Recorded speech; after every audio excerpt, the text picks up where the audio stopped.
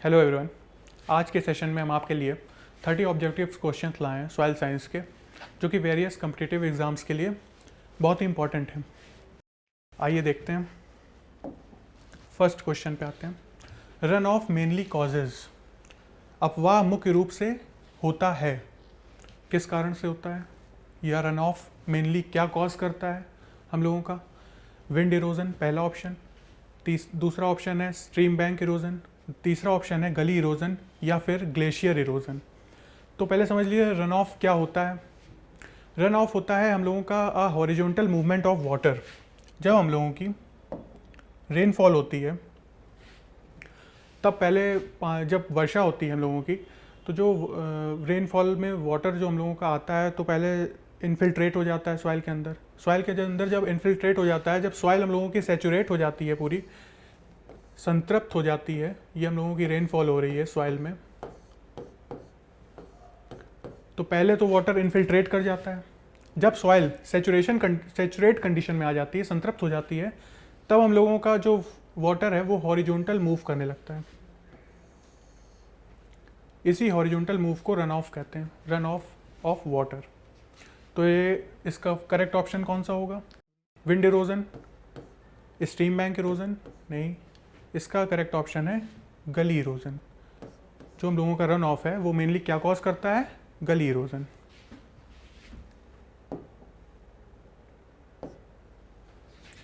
Next question. In erosion process rainfall intensity affect more to.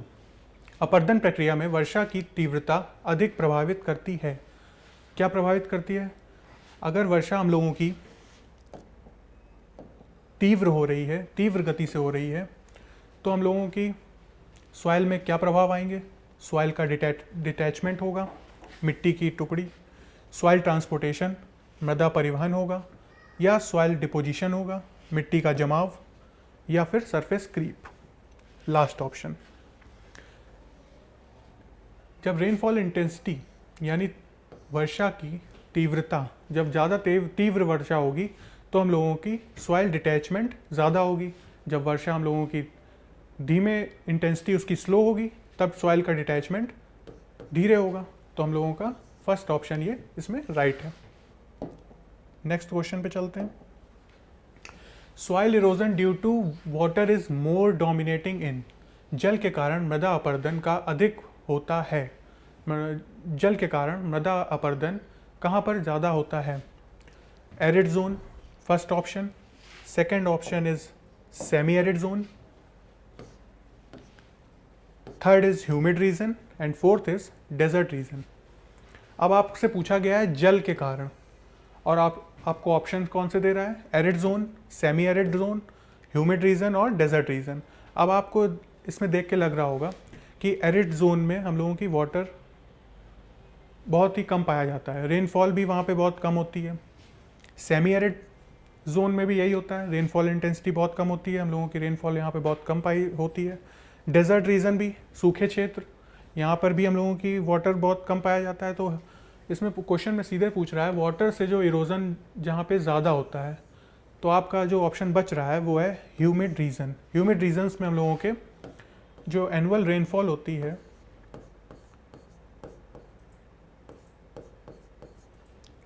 वो more than 1000 mm मानी जाती है। तो इसका सही ऑप्शन है ह्यूमिड रीजन। ह्यूमिड रीजन से हम लोगों का डोमिनेटिंग करता है water soil erosion. Soil erosion water से ह्यूमिड रीजन्स में ज़्यादा हो जाता है। नेक्स्ट क्वेश्चन पे चलते हैं।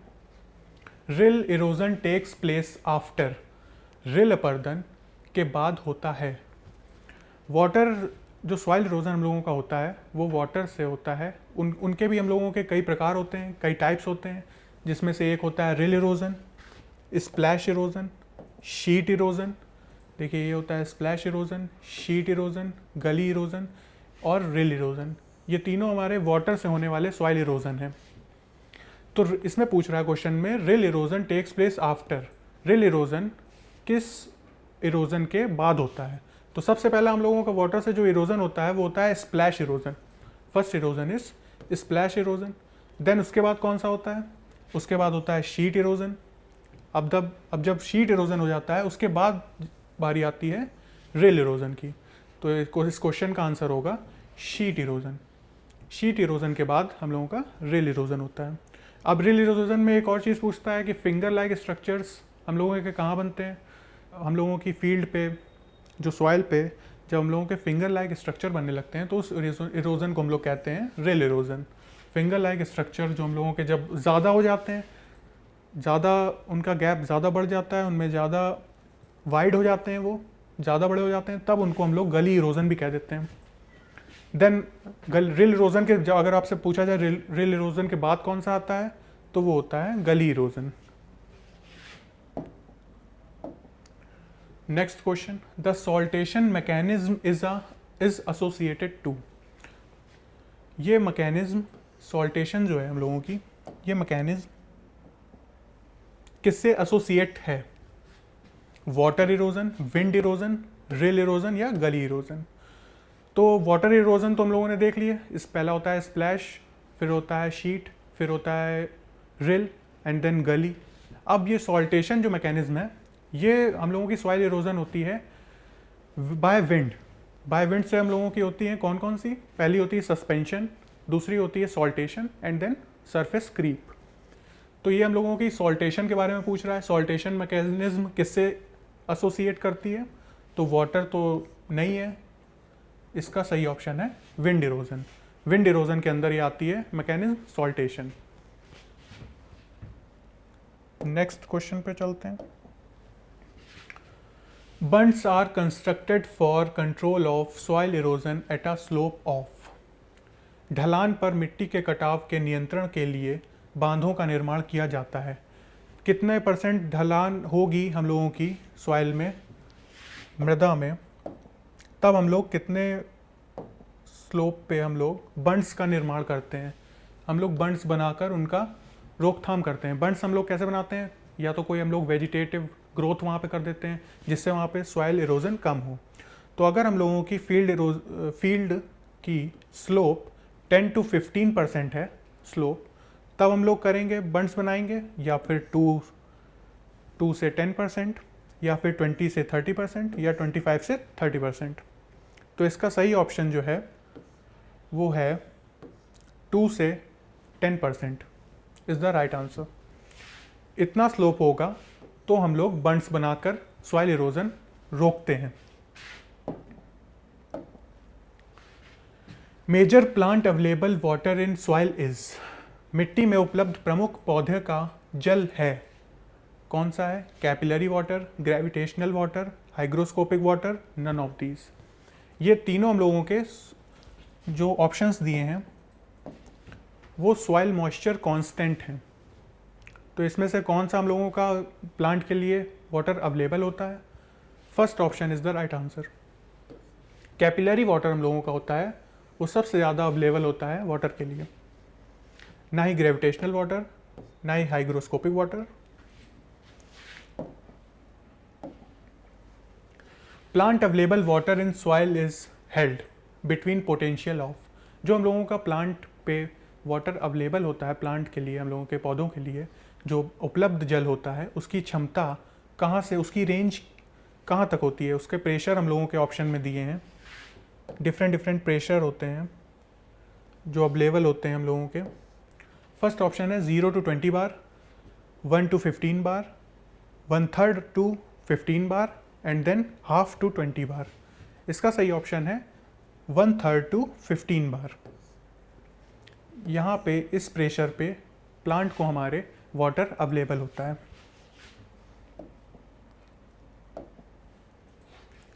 अ saline soil contains excess of. लवणीय मृदा जो हम लोगों की होती है उसमें हम लोगों के क्या ज़्यादा होते हैं, क्या ज़्यादा पाए जाते हैं?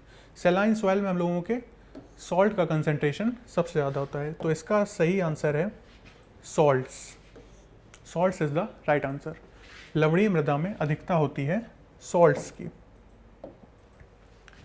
Next question, physical condition of soil in relation to plant growth is. पौधे की वृद्धि के संबंध में मिट्टी की भौतिक स्थिति को हम लोग क्या कहते हैं? Soil texture, soil structure, soil tilth या फिर सॉइल मिनरलोलॉजी। तो इसका सही आंसर है हम लोगों का soil tilth. Physical condition of soil in relation to plant growth is called soil tilth. Soil texture और soil structure इस soil की हम लोगों की physical properties होती हैं, जिसमें soil texture होता है कि relative proportion of sand, silt, clay is called soil texture. Soil structure होता है हम लोगों का arrangement of particles is called soil structure. Next question पे चलते हैं. सोलम कंप्राइजेज ऑफ, सोलम में शामिल है, सोलम किस चीज़ से मिलके बनती है? इससे पहले वाला अगर आपने मेरा सेशन देखा होगा सॉइल प्रोफाइल का, तो इस क्वेश्चन का आप आंसर दे देंगे. सोलम मैंने बताया था आपको, solum is comprises of, first option है A horizon, then A plus E plus B, next option is B horizon, then A plus B horizon. तो इसका सही आंसर है A plus E horizon. Solum is comprises of A plus E plus B horizon. अगर आपसे ये option ना देता, केवल ये ऑप्शन देता, तो ये वाला भी राइट होता, लेकिन A plus E plus B is more accurate answer.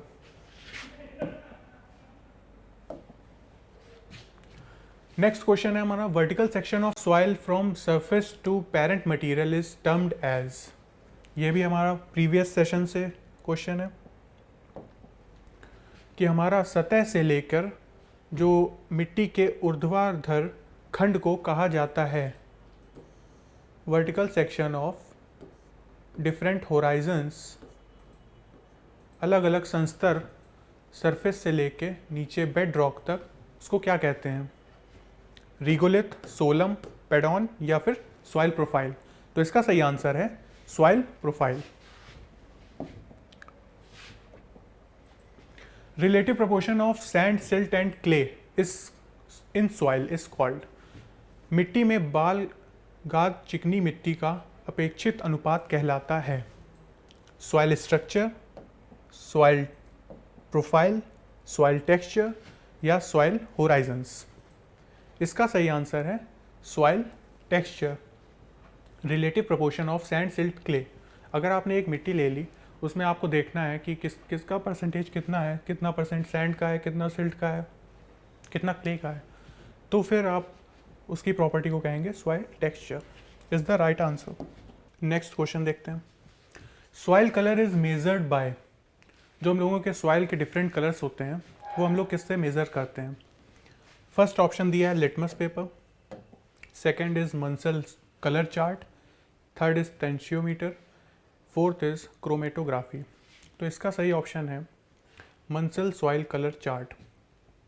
एक साइंटिस्ट थे हंस मोलिस मंसल, उन्होंने ये चार्ट दिया था जिससे हम लोग सॉइल का डिफरेंट कलर्स पहचानते हैं, मेज़र करते हैं कि कौन सी सॉइल का कलर कौन सा है. नेक्स्ट क्वेश्चन है हमारा, विच of the following is a micronutrient. निम्न में से कौन सा न्यूट्रिएंट सूक्ष्म पोषक है? फर्स्ट हमारा ऑप्शन दिया है zinc, second is calcium, then phosphorus, then nitrogen. Calcium, phosphorus and nitrogen is macronutrient. तो बचा हमारा कौन सा option? Zinc. Zinc is a micronutrient. Next question पे चलते हैं. Soil monolith is a representative of. मृदा मोनोलिथ किसका प्रतिनिधित्व करता है? सॉइल प्रोफाइल का, सॉइल सीरीज का, कैडेस्ट्रल मैप का या फिर कैटेना का? तो इसका सही आंसर है सॉइल प्रोफाइल का, मृदा परिच्छेदिका का. सॉइल मोनोलिथ क्या होता है? A permanent record of soil profile is called soil monolith. तो इसका सही ऑप्शन है soil profile. Molybdenum is beneficial in. Molybdenum जो होता है हम लोगों का पोषक तत्व, वो बेनिफिशियल है किस चीज़ के लिए? नाइट्रोजन ट्रांसफॉर्मेशन के लिए, नाइट्रोजन फिक्सेशन के लिए, डीनाइट्रिफिकेशन के लिए या अमोनिफिकेशन के लिए. तो इसका सही जो ऑप्शन है वो है नाइट्रोजन फिक्सेशन के लिए. मॉलिबिडनम जो होता है हम लोगों का, वो नाइट्रोजन फिक्सेशन में कैटालिस्ट का रोल निभाता है. उत्प्रेरक का, जो कि नाइट्रोजन फिक्सेशन तेज़ कर देता है। उत्प्रेरक का क्या काम होता है? किसी भी चीज़ को बढ़ावा देना। तो नाइट्रोजन फिक्सेशन में हम लोगों का मोलिब्डेनम मदद करता है नाइट्रोजन को फिक्स करने में। Next question, nitrogen fixation by legume is often increased with inoculation of. किसके संरोपण से नाइट्रोजन जो है, नाइट्रोजन का स्थिरीकरण सॉइल में, मृदा में बढ़ जाता है? First is mycorrhiza, then nematodes, rhizobia and then fungi. तो इसका सही ऑप्शन है हम लोगों का राइजोबिया। राइजोबियम के इनोकुलेशन से लेग्यूम क्रॉप्स में जो हम लोगों का नाइट्रोजन फिक्सेशन है वो और ज़्यादा बढ़ जाता है। राइजोबिया क्या होता है? फंजाई होते हैं हम लोगों के राइजोबिया, जो रूट्स पे जाकर रहते हैं और नाइट्रोजन फिक्सेशन जो है लेग्यूम क्रॉप्स में बढ़ा देते हैं। नेक्स्ट हम लोग नेक्स्ट क्वेश्चन पे चलते हैं। मैग्नीशियम क्या है?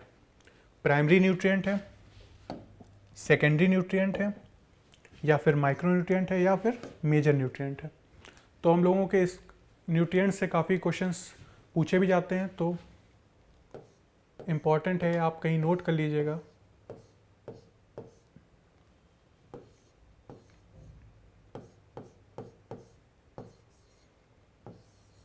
Nitrogen, phosphorus, potash, calcium, magnesium, sulphur, ये हम लोगों के मैक्रो न्यूट्रिएंट होते हैं। ये टोटल हम लोगों के 6 मैक्रो न्यूट्रिएंट हैं, मैक्रो, जिनकी हमें सॉइल में बहुत ज़्यादा आवश्यकता होती है। Nitrogen, potash, phosphorus, calcium, magnesium and sulphur. अब इसमें भी मैक्रो न्यूट्रिएंट में हमसे क्या पूछा है? मैग्नीशियम क्या है? तो इसमें मैक्रो न्यूट्रिएंट तो कहीं ऑप्शन में दिया नहीं है, मेजर है, लेकिन मैक्रो न्यूट्रिएंट्स अलग होते हैं। तो अब हम लोगों का जो मैक्रो न्यूट्रिएंट्स में भी नाइट्रोजन, फॉस्फोरस एंड पोटाश, इनको हम लोग प्राइमरी न्यूट्रिएंट कहते हैं, प्राइमरी न्यूट्रिएंट। और ये calcium, magnesium and sulphur is secondary nutrient. Nitrogen, phosphorus and potash is primary nutrient and calcium, magnesium and sulphur is secondary nutrient. तो हम लोगों का कौन सा पूछा है? मैग्नीशियम। तो मैग्नीशियम हम लोगों का हो जाएगा सेकेंडरी न्यूट्रिएंट। सही option is secondary nutrient.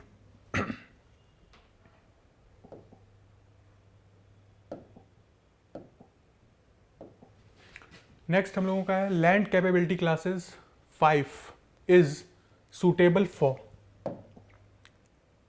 Land capability classes हम लोगों की कितनी बांटी गई हैं? 8।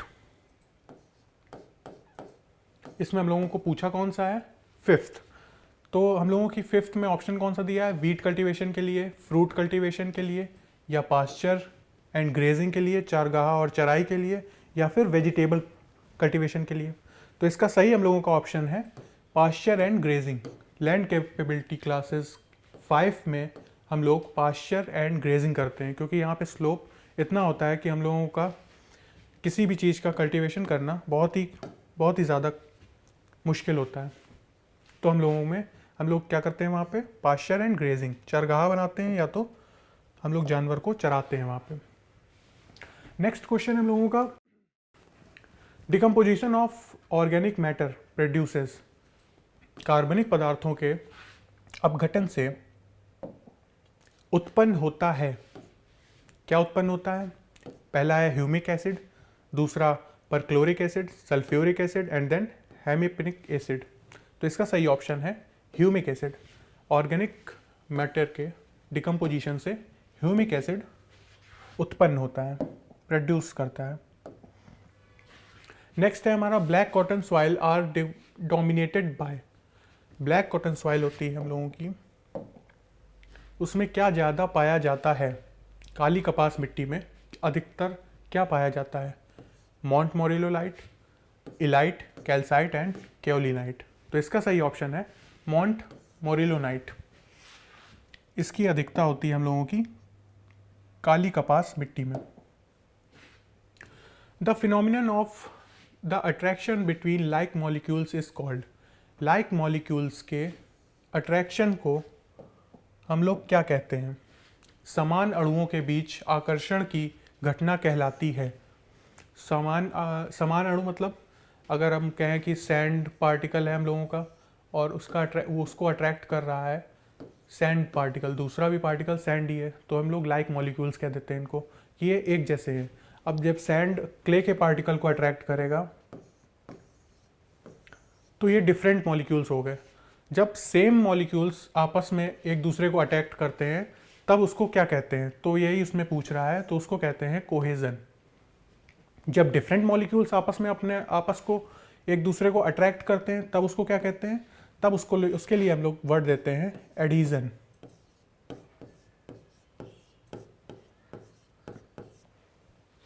जब डिफरेंट मॉलिक्यूल्स अट्रैक्ट करते हैं एक दूसरे को, सैंड क्ले को या क्ले सैंड को अट्रैक्ट करेगा तब हम लोग कहेंगे एडहीजन।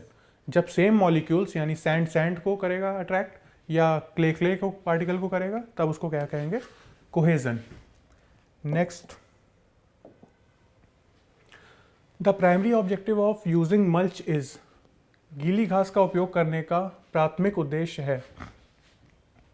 ये हम लोग ड्राई लैंड पे ज़्यादा करते हैं जहाँ पे हम लोगों की पानी की बहुत कमी पाई जाती है, तो फिर हम लोग क्या करते हैं? मल्चिंग का यूज़ करते हैं। मल्च हम लोगों के ऐसे मटेरियल्स होते हैं जिससे हम लोगों का एवेपोरेशन, जो हम लोगों का लॉस हो रहा है, वो रुक जाता है, वो कम हो जाता है, तो हम लोग ड्राई लैंड में यूज़ करते हैं।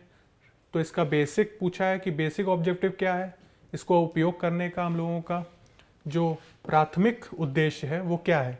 तो पानी के वाष्पीकरण को कम करना इसका बेसिक ऑब्जेक्टिव है, मल्चिंग को यूज़ करना। ये हम लोग अपनी फील्ड पे डाल देते हैं। ये हम लोगों के वेजिटेटिव्स या तो क्रॉप रेजिड्यू भी होते हैं या फिर हम लोगों के कुछ ऐसे ऑर्गेनिक मटेरियल्स जो कि हम लोगों का एवेपोरेशन, फील्ड का एवेपोरेशन, वाष्पीकरण रोक देते हैं या रिड्यूस कर देते हैं। ऐसे मटेरियल्स को हम लोग मल्च कहते हैं। ये हम लोग ड्राई लैंड में ज़्यादा करते हैं, ड्राई एरियाज़ जहाँ पे हम लोगों की रेनफॉल या वाटर डिफिशिएंट होता है।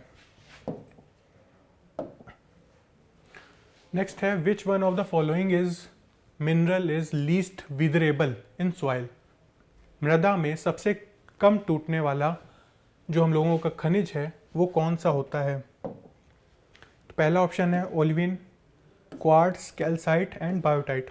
इसका सही ऑप्शन है क्वार्ट्स। क्वार्ट्स जो होता है हम लोगों का वो सबसे ज़्यादा लीस्ट विदरेबल होता है।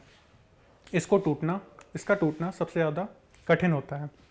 अगर मोस्ट विदरेबल पूछा जाए तो होता है कैल्साइट। आइए नेक्स्ट क्वेश्चन देखते हैं। 26 number, cation exchange capacity of soil colloid is highest in. मृदा कोलाइड की घनायन विनिमय क्षमता सर्वाधिक होती है। फर्स्ट ऑप्शन आपको दिया है kaolinite, then humus, then montmorillonite and then illite. इसमें सही ऑप्शन कौन सा होगा जिसकी कैटायन एक्सचेंज कैपेसिटी ज़्यादा होती है? Kaolinite wrong option, humus is the right answer. Cation exchange capacity सबसे ज़्यादा ह्यूमस में पाई जाती है। नेक्स्ट क्वेश्चन में बढ़ते हैं। Red colour of soil is due to the presence of. मृदा का लाल रंग किसकी उपस्थिति के कारण होता है? First option gypsite, magnetite, hematite and then goethite. इसका राइट ऑप्शन है हेमेटाइट। हेमेटाइट का प्राइमरी मिनरल जो होते हैं आयरन ऑक्साइड्स होते हैं। आयरन ऑक्साइड्स से ही हम लोगों का रेड कलर ऑफ सॉइल पाया जाता है, तो इसका राइट ऑप्शन होगा हेमेटाइट। हेमेटाइट लाल रंग करता है। नेक्स्ट क्वेश्चन जो है हम लोगों का, in which of the soil water infiltration is more. किस मिट्टी में जल अंतःसंदन अधिक होता है, अधिक तेजी से होता है? इन्फिल्ट्रेट किस सॉइल्स में हम लोगों की मृदा में जो वाटर होता है इन्फिल्ट्रेट जल्दी कर जाता है, जिसका रिसाव भी हम लोग कह सकते हैं। इन्फिल्ट्रेट करना, रिसाव करना, अंदर तेजी से हो जाता है। फर्स्ट ऑप्शन हम लोगों का दिया है सैंडी सॉइल्स,